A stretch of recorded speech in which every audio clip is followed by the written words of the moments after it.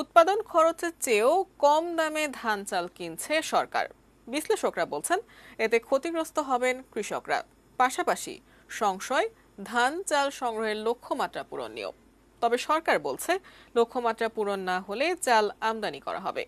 আরও জানাচ্ছেন গোলাম কাদির রবু।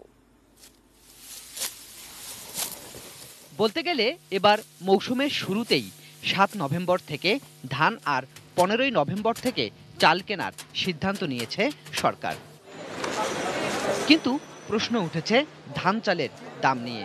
যেমন সরকার ধান কিনবে ২ লাখ টন ২৬ টাকা কেজি দরে, অথচ সরকারের কৃষি মন্ত্রণালয়ের হিসাব বলছে ১ কেজি ধানের উৎপাদন খরচ পড়েছে ২৭ টাকা ২২ পয়সা। একই বাস্তবতা চালের ক্ষেত্রেও।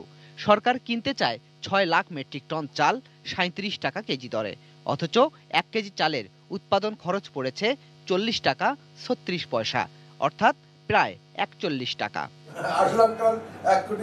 বিশ্লেষকরা বলছেন এতে করে লোকসান হবে কৃষকের, লক্ষ্যমাত্রা পূরণ হবে না ধান চাল কেনারও।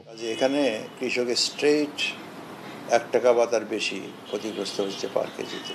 মাত্র ২ লক্ষ টন ধান কেনায় মূল উৎপাদনের একটা অতি সামান্য অংশ।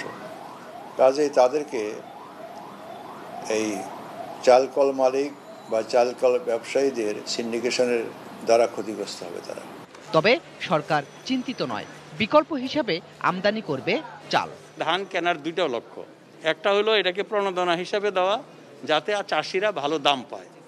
দ্বিতীয়টা হলো যে আমাদের সময় এই কোনো যদি দুর্গতি হয়, কোনো আপৎকালীন সময় আসে, কোনো প্রাকৃতিক দুর্যোগের কারণে, বা এই বছর যেমন এই যে আমনের উৎপাদন কিছুটা কম হবে বলে মনে হচ্ছে, এই প্রেক্ষিতে আমাদেরকে বিদেশ থেকে আমদানি করতে হবে। সরকার যদি প্রয়োজন হয় আমরা দেখব স্বল্প পরিমাণ বা সীমিত পরিমাণ চাল বিদেশ থেকে আমদানি। এটা নীতিগত সিদ্ধান্ত মাননীয় প্রধানমন্ত্রী দিয়েছেন। গেল পুরো মৌসুমেও সময় বাড়িয়েও পূরণ হয়নি ধান চাল সংগ্রহের লক্ষ্যমাত্রা।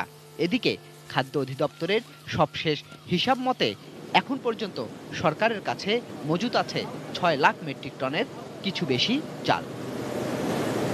গোলাম কাদির রবু, এটিএন নিউজ।